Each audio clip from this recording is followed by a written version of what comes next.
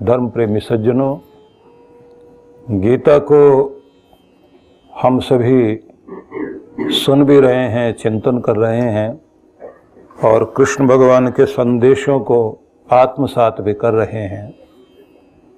भगवान का संदेश है 5वें अध्याय का 15वां श्लोक, नादत्ते कस्यचित् पापम न चैव सुकृतम विभु अज्ञानेनावृतम ज्ञानम तेन मुह्यन्ति जन्तवः।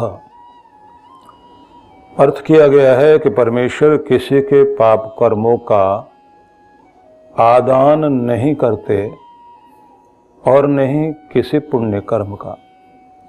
अज्ञान के द्वारा ज्ञान आवृत है, इसलिए प्राणी भ्रमित हो रहे हैं। तो दो बातें यहाँ बड़ी महत्वपूर्ण हैं कि पाप पुण्य मनुष्य के द्वारा जो होते हैं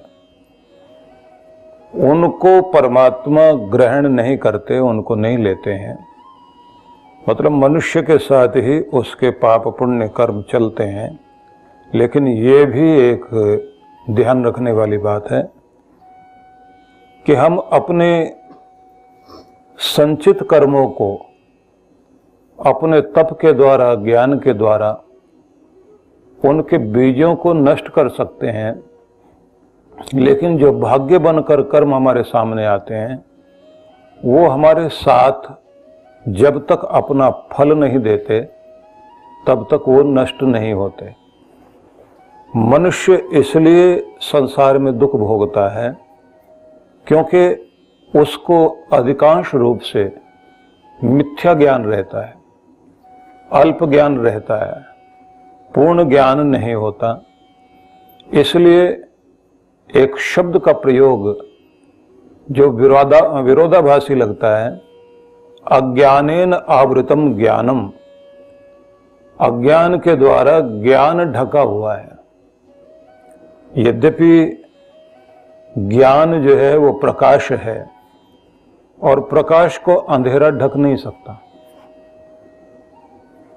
दिया जल जाए, पुराना क्यों ना हो, तो दिया जलते ही वो अंधेरा नष्ट हो जाता है। लेकिन यहाँ जिस तरह से समझाया गया उसका मतलब ये है कि कभी कभी हम ये भी देखते हैं कि सूरज निकला भी है लेकिन धुंध है, कोहरा है, तो सूर्य दिखाई नहीं देता। इसी प्रकार से बादलों के बीच सूर्य नहीं दिखाई देता और दिन में ही अंधेरा हो जाता है। तो सूर्य तो अपने स्थान पर है, सूर्य का होना उस समय न होने के बराबर हो जाता है। हमारे अंदर जो ज्ञान है वह ज्ञान इस प्रकार से आवरण से आवृत हो जाता है, ढक जाता है कि उससे हम लोग भ्रमित होकर इस संसार में वह सब करने लग जाते हैं जो हमें करना नहीं चाहिए। जैसे जैसे हमें ज्ञान प्राप्त होता है उसी के अनुसार हमारे जीवन में परिवर्तन आता है। सोच बदलते ही जीवन में क्रांति घटित हो जाती है। विचारणीय बात यह है, प्रत्येक व्यक्ति की वैचारिक पृष्ठभूमि, सोचने का ढंग जैसा होता है उसी के अनुरूप उसकी कार्यशैली भी बन जाती है और वैसी ही उसकी आदतें उसको चलाने लग जाती हैं।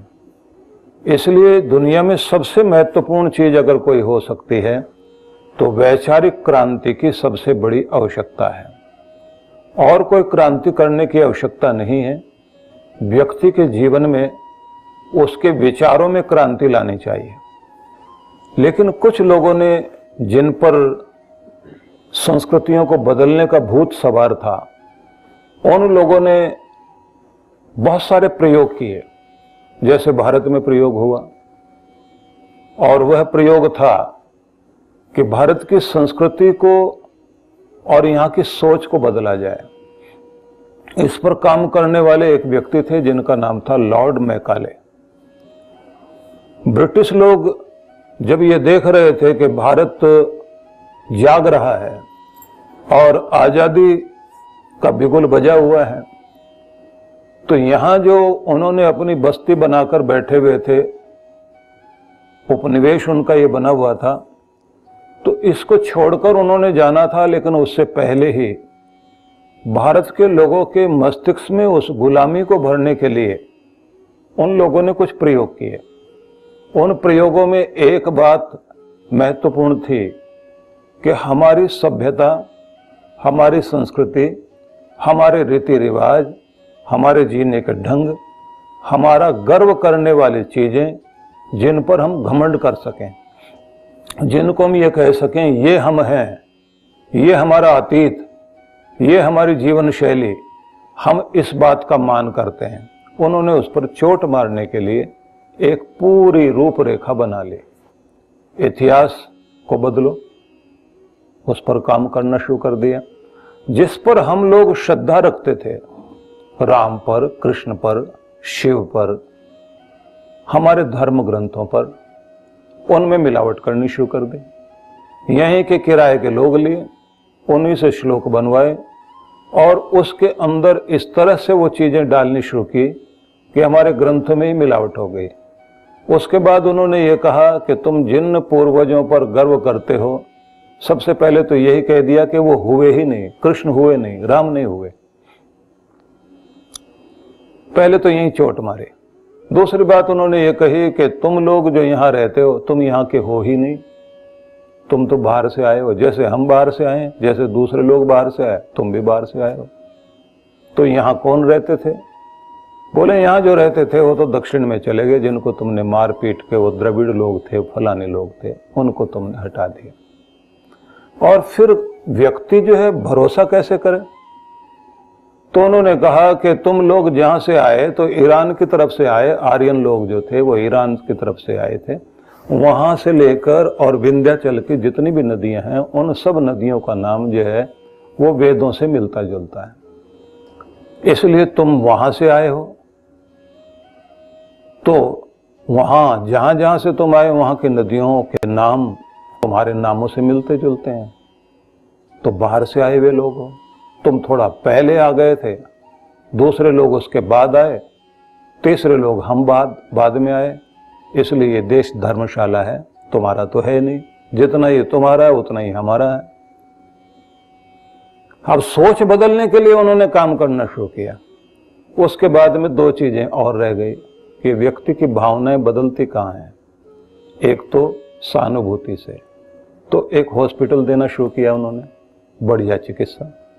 दूसरी बात आती है कि यहाँ का जो शिक्षा पद्धति है उस पर चोट मारनी है। लेकिन वो मारनी कैसे?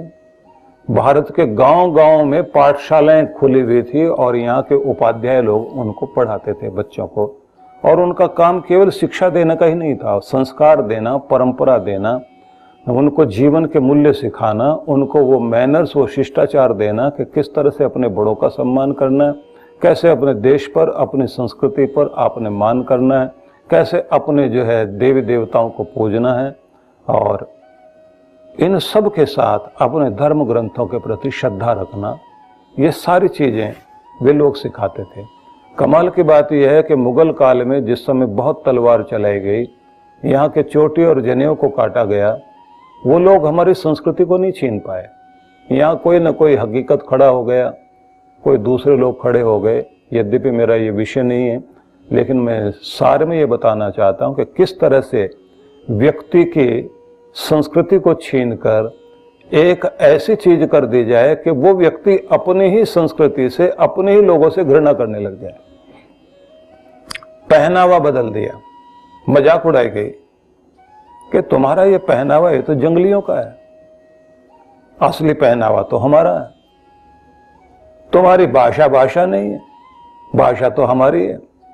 सोचिए, 26 अक्षरों वाली भाषा बड़ी भाषा बन गई, और जिस भाषा में संपूर्णता है, संस्कृत और हिंदी, वो भाषा कुछ भी नहीं रही। अपनी भाषा छोड़ दी, अपना वेश छोड़ा, अपनी भाषा छोड़ी, भाषा, भूषा, भोजन, भजन, भोजन करने का तरीका बदल दिया, भजन करने का तरीका बदल दिया, भावनाएं बदल दी गई। परिणाम ये हुआ कि यहाँ वाले लोग, यहाँ के स्कूल, पाठशालाएं बंद करा दी गई, लाखों की संख्या में थी, उनकी मान्यता रद्द कर दी गई।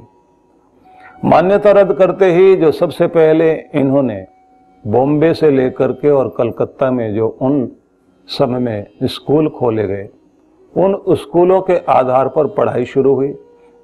फिर उसके बाद में एक स्टेटस सिंबल हो गया कि आप जो है दार्जिलिंग में पढ़ाते हैं, मेयो स्कूल में पढ़ाते हैं, अजमेर में पढ़ाते हैं, आप देहरादून में पढ़ाते हैं, या अन्य कुछ और नाम रख दिए गए, आप वहाँ पढ़ाते हैं।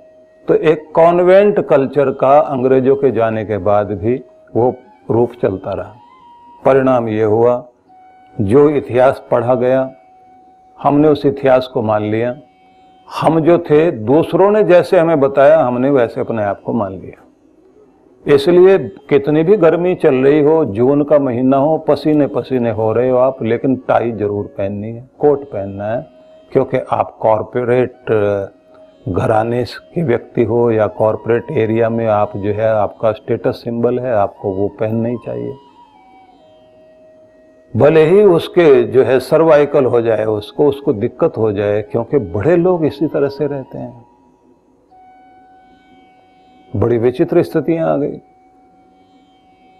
उन्होंने जो है वो ईसा स्कूल को, ईसा कुल जो है उनका स्कूल बन गया, जो गुरु का कुल था वो हट गया, और चीजें यहां तक चल पड़ी कि अब उन चीजों को बताने वाले, पुराने वाली बातों को बताने वालों को कहते हैं पोंगापंथी लोग, बैकवर्ड लोग, पुरानी विचारधारा के लोग, बैलगाड़ी युग में ले जाने वाले लोग, जो हमारी प्रगति को रोकने वाले लोग हैं। ये वो लोग हैं जो इस तरह की बातें करते हैं। अजीब स्थिति हो गई।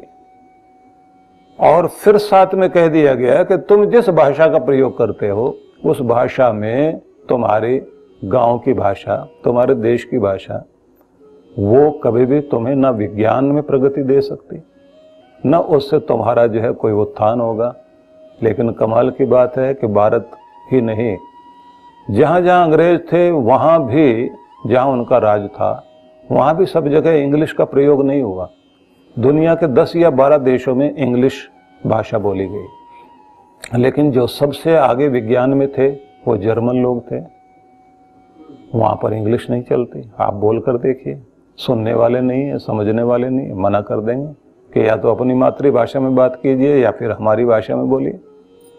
फ्रांस, जिन पर अधिनायक बनने की चेष्टा की थी ब्रिटिश लोगों ने, वहां से रातों रात इंग्लिश को निकाल दिया गया, फ्रेंच का प्रयोग हुआ। तो वहां पर आप इंग्लिश बोल के देखिए। फ्रांस ने भी उन्नति की है, जापान ने भी उन्नति की है। जापान की टेक्नोलॉजी पूरी दुनिया में प्रसिद्ध है, वो लोग जो है कोई इंग्लिश नहीं बोलते हैं। इस तरह के हम लोगों का दिमाग बना दिया है। इसको कहा जाता है विचारधारा में परिवर्तन लाने के लिए किए गए प्रयोग। और उन प्रयोगों का परिणाम ये हो गया कि आप अपनी मान्यता माने ना माने, लेकिन दूसरों की मान्यता मानने लग गए। इसलिए आप अपने जन्मदिन के अवसर पर दिया बुझाना, मोमबत्ती में फूंक मारना, उसको शुभ मानने लग गए। जबकि आपके यहाँ कहा जाता था कि भगवान न करे किसी के घर का दिया गुल हो, किसी का दिया बुझ जाए, क्योंकि हमारे यहाँ ज्योति जलाई जाती है, बुझाई नहीं जाती। हमारे यहाँ माना जाता है कि जीवन का इतने वर्ष जो जीवन के बीते हैं वो बुझे नहीं हैं, वो अनुभव बन गए हैं, वो वर्ष नहीं बीते हैं। उन वर्षों का अनुभव तुम्हारी जिंदगी के साथ जुड़ गया है। ये आत्मा सफर करते करते उस ऊंचाई तक पहुंच गई है जहां उसके साथ उसके गुण सुगंधि के साथ में, उसके अनुभव के साथ उसका ज्ञान रोशनी बनकर उसकी जिंदगी के साथ जुड़ा है। इसलिए भारत में जितना जितना आयु में बड़ा होता जाता है उससे भी ज्यादा उसके ज्ञान को, वयोवृद्ध से अधिक ज्ञान वृद्ध को सम्मान दिया जाता है कि उम्र से बढ़कर के जो ज्ञान में बड़ा है वो सच में वृद्ध है, मतलब वो सम्माननीय है। कुल मिलाकर मैं आपको ये कहना चाहता हूं कि व्यक्ति जो है अध कचरे ज्ञान के कारण भ्रमित होता है। जो ज्ञान ढक जाता है व्यक्ति का, उस ज्ञान ढकने का मतलब केवल यही है कि जिस तरह से बादल आ जाने से सूरज ढक जाता है, जैसे सूरज को ग्रहण लग जाता है, वो एक छाया पड़ती है। ग्रहण लगने का मतलब ये है कि सूरज में कोई विकार नहीं आता, बस सूरज आपको उतना ही भाग दिखाई देता जितने भाग में पृथ्वी या चंद्रमा का बीच में आ जाने से जो प्रभाव पड़ता है। लेकिन फिर भी हम लोग जिस तरह से मानने लग जाते हैं, हमको लगता है इसमें ग्रहण लग गया है, ये ढक गया है, ये ऐसा कुछ हो गया है। हाँ, ये बात जरूर होती है कि उस समय जो किरणों का विकिरण होता है और जो ब्रह्मांड से आती हुई ऊर्जाएं हैं, उन सब का कोई अधिक शुभ प्रभाव मनुष्य पर नहीं पड़ रहा होता। इसलिए कहा जाता है कि आपको बाहर निकलने में सावधानी बरतनी चाहिए। सार में फिर हम वहीं पहुंचे कि अज्ञान भी बादल की तरह, धूल की तरह हमारे मन मस्तिष्क पर या बुद्धि पर अपना प्रभाव डाल देता है, जिसके कारण एक शब्द दिया गया, तेन मुह्यन्ति जन्तवः, उससे जो प्राणी जो है वो भ्रमित हो जाते हैं, कुछ का कुछ दिखाई समझ में आने लग जाता है, जो चीज जैसे है वैसे समझ में नहीं आती। जैसे कुछ लोगों को मोतियाबिंद हो जाने के बाद एक टीचर ने एक बार कहा कि मैं सारे स्कूल के बच्चों को डांटती थी और ये कहती थी कि तुम जो लिख करके लाए हो तो साफ साफ लिखिए, गहरा लिखिए। किस तरह का लिखते हो? कि उनकी कॉपी के ऊपर कई रिमार्क में लिख देती थी और कई बार उनको जो डांटती थी। बाद में जो है जब घर में मुझे कहा गया कि आपको साफ नहीं दिखाई देता, तो फिर मैंने जो है अपना डॉक्टर से चिकित्सा कराई, तो उन्होंने कहा कि आपकी आंखों में मोतिया आ रहा है। तो दोष बच्चों का नहीं था, दोष आंखों में आते हुए मोतिया का प्रभाव था, जिसके कारण जो है उनको ठीक से दिखाई नहीं देता था, लेकिन डांट पड़ रही थी दूसरों की। इसी तरह से व्यक्ति के साथ में घटता है कि उसे समझ आ नहीं रहा होता। जिन लोगों को ऊंचा सुनने लगता है तो वो बहुत बार बहुत सारे शब्द छोड़ देते हैं, बीच में शब्द गूंज रहे होते हैं, उनको उसी तरह की ध्वनि दूसरी समझ में आती है और कई बार तो झगड़ा हो जाता है। कई बार ये भी स्थिति होती है जो हमने कहा वो उससे उल्टा समझता है, या फिर जो चीज वो भूल जाता है, छूट जाती है, तो वो व्यक्ति कहता है कि तुमने जो है मुझे ऐसा कहा ही नहीं था। तो ये बात ध्यान रख लीजिए कि व्यक्ति के साथ कुछ भी इंद्रियों में कहीं दिक्कत आ जाए, मन वहां टिका हुआ ना हो, या आंतरिक रूप से कोई आवरण, कोई मैल पड़ जाए, तो जो चीज जैसे दिखाई देनी चाहिए वो दिखाई नहीं देती। व्यक्ति जो है वो भ्रमित हो जाता है, मोहग्रस्त हो जाता है, जिसका परिणाम यह होता है कि अज्ञान की भी एक अपनी शक्ति बन जाती है और उससे हम लोग जो है इस दुनिया में भ्रमित होने लगते हैं। और उसका परिणाम यह होता है कि हम लोग जो है ना समझे के कारण, मूर्खता के कारण बहुत सारे ऐसे कर्म करते हैं जो हमें दुख देते हैं। जब हमें होश आ जाए तब हम लोग कर्म को ठीक से करते हैं। लेकिन भगवान यहाँ किसी से पाप कराता है या पुण्य कराता है, ऐसा बिल्कुल नहीं है। ये एक विचारने वाली बात है। भगवान कोई भी पाप पुण्य व्यक्ति से नहीं करा रहा, करने वाला मनुष्य है। उसको योग्यता दी जाती है इस बात की कि वो अपनी समझदारी को बढ़ाए और अपने कर्मों को ठीक करे। पर अधिकांश रूप से ये होता है कि हम अपनी बुद्धि के अनुसार जो कुछ कर रहे होते हैं, हमको लगता है ये ठीक है। जब हमें समझ आ जाती है तब खुद पर पश्चाताप होता है कि ये नहीं करना चाहिए था, ये गलत है। हाँ, भगवान बीच में उनकी उपस्थिति का मतलब ये होता है कि उनके द्वारा स्वचालित प्रक्रिया में चलाया गया पूरा संसार, अपने गुण धर्मों के अनुसार सारी चीजें यथा समय उसमें क्रियाएं हो रही हैं। वहां पर भगवान आकर किसी चीज को बना रहा है ऐसा नहीं होता। लेकिन एक अंतर बड़ा अद्भुत है, भगवान की रचना में और मनुष्य की रचना में एक बहुत बड़ा अंतर है, जिसको हमें अच्छे से समझना चाहिए। मनुष्य कोई भी चीज बनाएगा तो प्रकाश में बनाता है,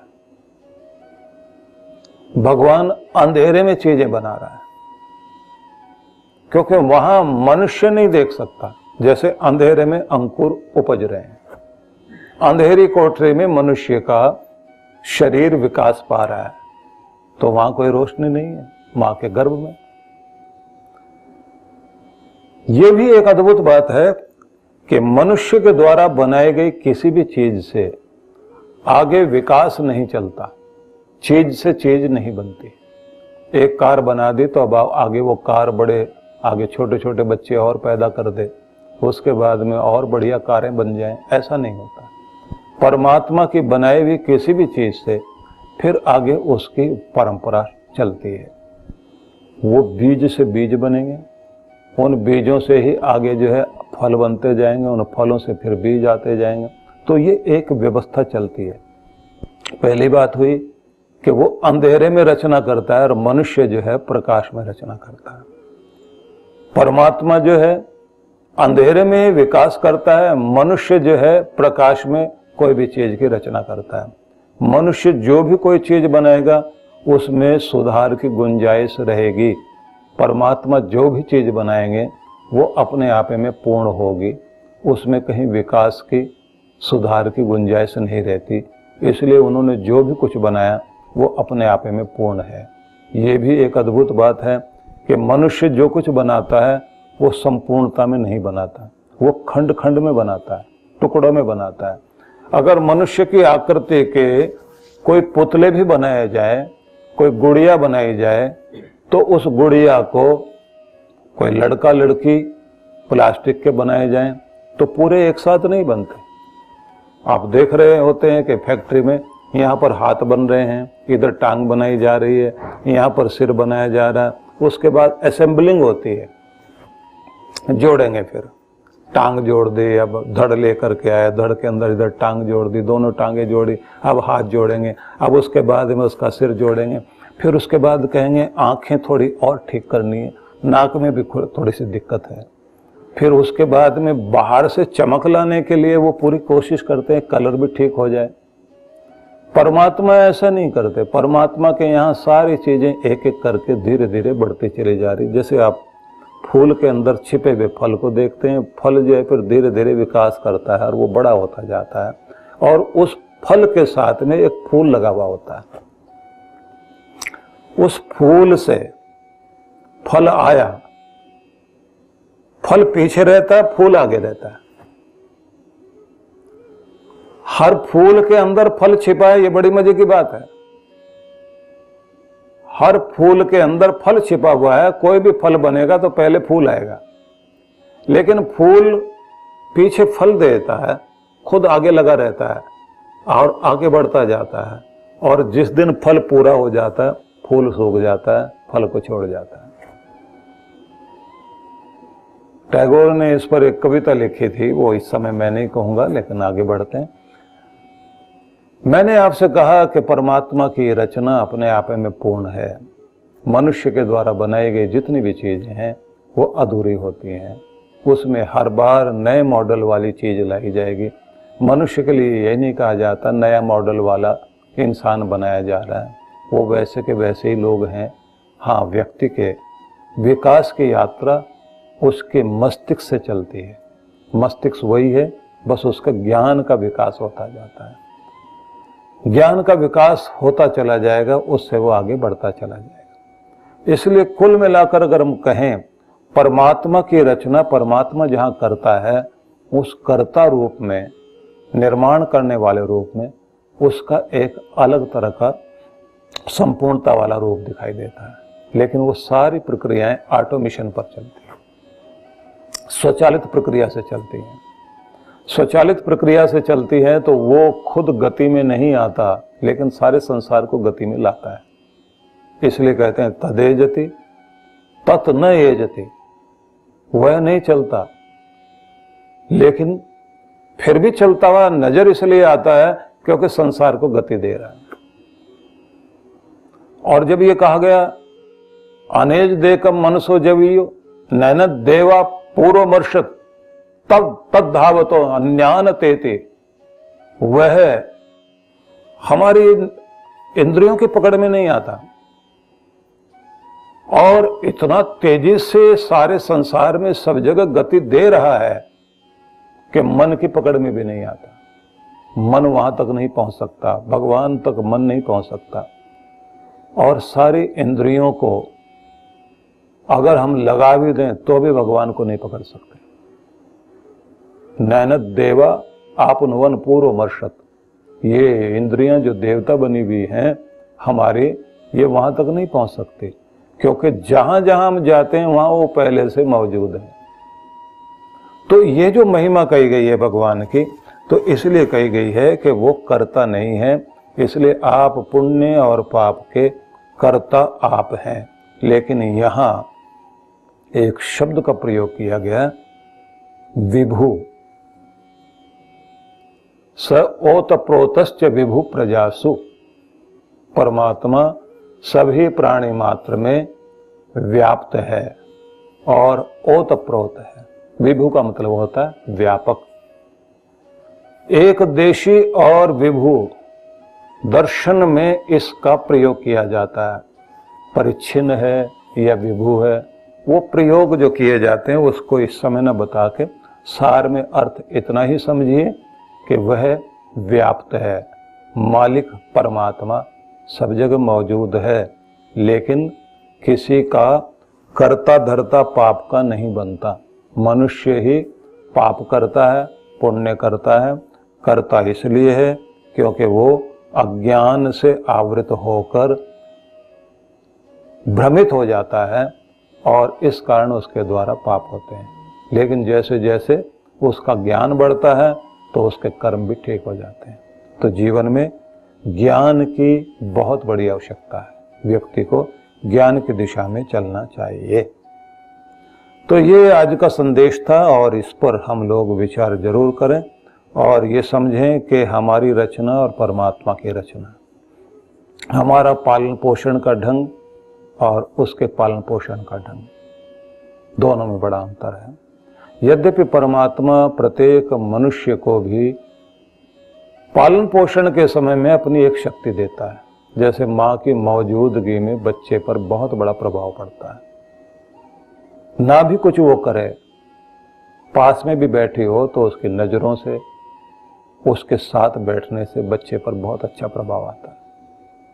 जिन बच्चों को माँ नहीं मिल पाती तो उनके अंदर कोई न कोई कमी रह जाती। और इससे भी बड़ी अजीब बात है कि पिता भी अगर सिर पर नहीं हो तो व्यक्ति के अंदर साहस वाली जो शक्ति है वो कम हो जाती है।